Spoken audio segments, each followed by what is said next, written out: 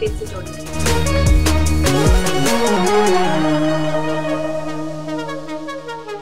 नमस्कार दोस्तों, मैं Deepak Pandey Navbharat super women campaign में आपका स्वागत करता हूं। जैसा कि आप जानते हैं, महिलाओं के सशक्तिकरण को लेकर हम एक कैंपेन चला रहे हैं, जहां महिलाओं की उन कहानियों को आप तक पहुंचाएंगे जिससे लोग इंस्पायर होते हैं, जो कि एक एग्जाम्पल, एक उदाहरण के तौर पर साबित हुई है।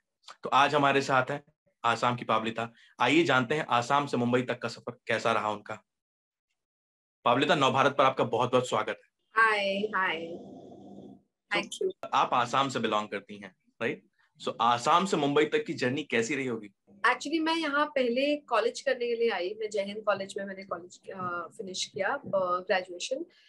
और काफी अच्छी थी मुझे तभी उस वक्त। मैं एक स्मॉल टाउन से थी असम में। स्मॉल टाउन मतलब एक इंडस्ट्रियल टाउनशिप थी जहाँ पे सब सभी को जानते थे, और लाइफ बहुत इजी और लाइफ बहुत सिंपल थी। इजी इन द सेंस सब everything was taken care of, हमें ज्यादा कुछ काम भी नहीं करना पड़ता था।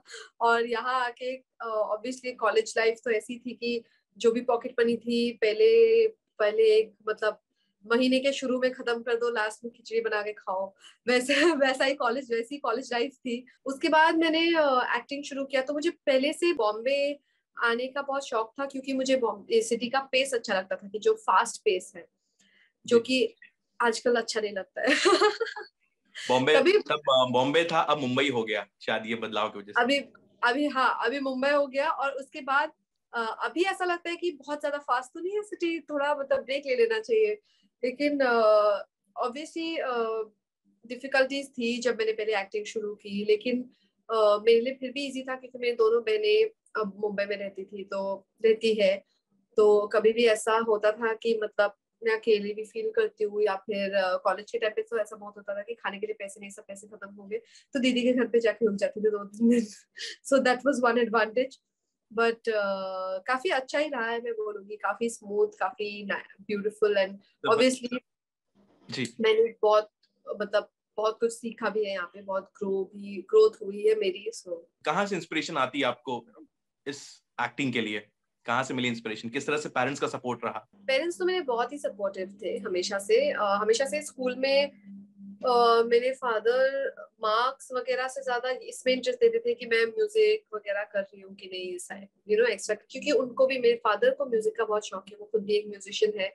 और मेरी मम्मी भी टीचर होने के साथ साथ she is a writer. She is to हमारे घर में मतलब घर में हमेशा शाम के टाइम हमेशा ऐसा होता था कि पापा और मम्मी बैठेंगे, हम सब बैठेंगे। मम्मी लिखती थी पापा के लिए लिरिक्स, और पापा गाने कंपोज करते थे साथ में। सो ये एनवायरनमेंट रहा है। सो बहुत सपोर्टिव थे मेरे पेरेंट्स।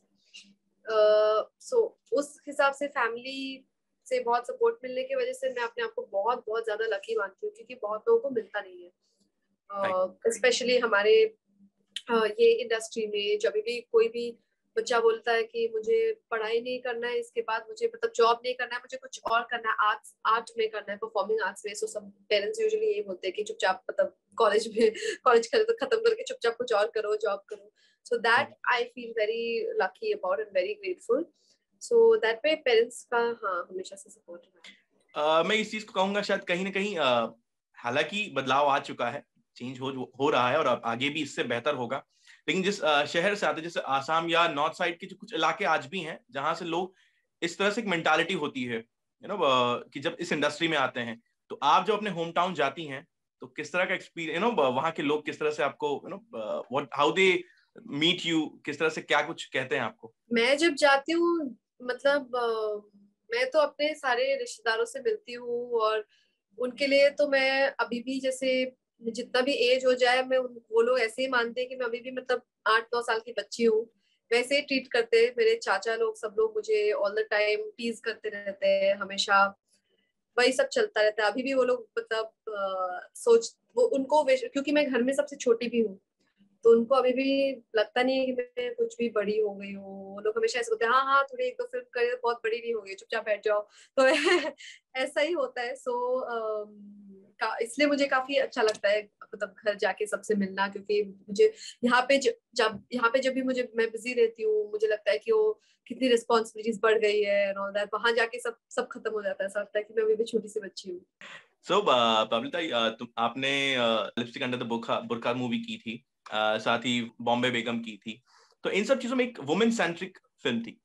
तो किस तरह का किस तरह का मैसेज अगर आपको देना हो? I feel that I am that person who will always say कि ये सब जो ये डे वो सब क्यों जरूरत है, हमेशा होता है। लेकिन विमेन्स डे फिर भी मेरे लिए काफी स्पेशल है, क्योंकि हम बहुत बहुत लोगों को लगता है कि हम बहुत आगे बढ़ चुके हैं, आजकल इक्वालिटी ऑलमोस्ट आ चुकी है, इतना जरूरत नहीं है। लेकिन ऐसा नहीं है, और इसीलिए मुझे ऐसे स्क्रिप्ट्स जब मिलते हैं मैं बहुत एक्साइटेड हो जाती हूँ, क्योंकि आप जो भी कहे, सिनेमा और आर्ट ही एक चीज है जो जिससे धीरे धीरे धीरे धीरे लोगों की थिंकिंग बदल सकती है, जिससे धीरे धीरे हम कुछ भी इम्पैक्ट कर सकते हैं लोगों पर, कि एटलीस्ट थिंकिंग बदले ना बदले कि एक कॉन्वर्सेशन तो शुरू कर सकते हैं, कि वो सोचने तो लगे कि अच्छा, मतलब हम रोज ऐसा सोचते थे लेकिन शायद ऐसा नहीं हो। So I think that, and obviously I believe that there's a lot of empowerment still needed for women. So yeah, I'm really happy and grateful कि मुझे ऐसी स्क्रिप्ट्स मिली है जिससे मैं भी एटलीस्ट अपना कंट्रीब्यूशन कर पा रही हूँ। I also feel कि अपनी कंट्रीब्यूशन हम घर से शुरू करना चाहिए हमेशा।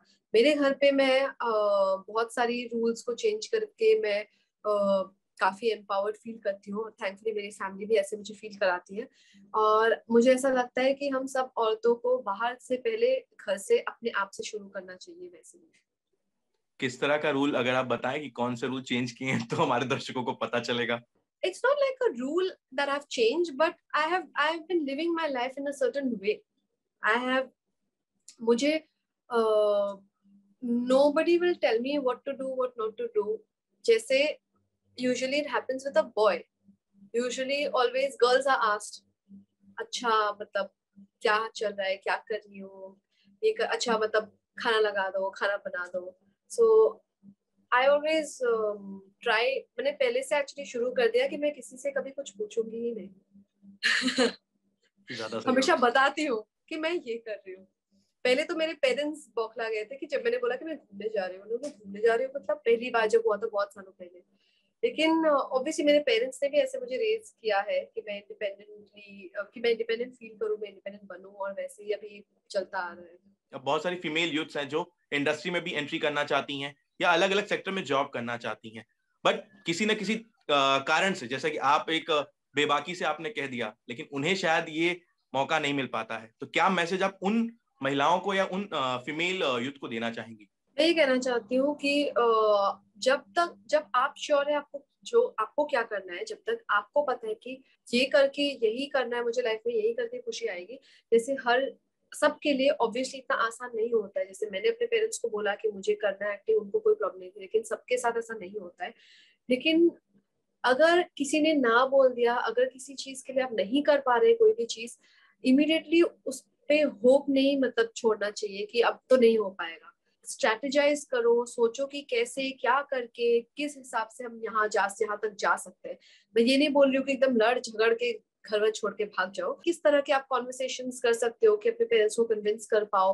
अगर वो नहीं हो रहा है तो मे बी, ये तो मैं पेरेंट्स का एग्जांपल दे रही हूँ, मैं कैसे भी जो भी हो। और अगर कभी कभी ऐसा भी होता है कि बहुत लड़कियों को, बहुत औरतों को बहुत कुछ करने की ड्रीम्स होती है, लेकिन उनको खुद वो कॉन्फिडेंस नहीं रहता कि मैं कर पाऊंगी कि नहीं।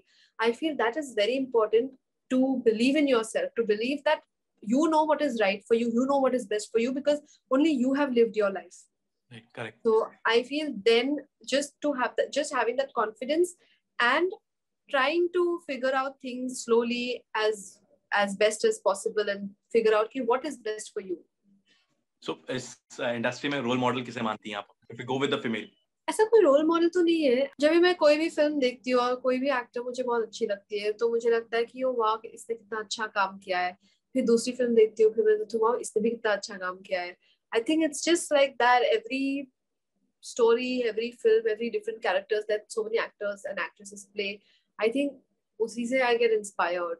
सो पाब्लिता, नव भारत के दर्शकों को आप क्या मैसेज देना चाहेंगे इस महिला दिवस पर? मैं यही मैसेज देना चाहूंगी कि please believe in yourself, because you are capable of starting a change. तो बहुत बहुत शुक्रिया हमसे बात करने के लिए, और नव भारत और हमारी ओर से ढेर सारी शुभकामनाएं आपको।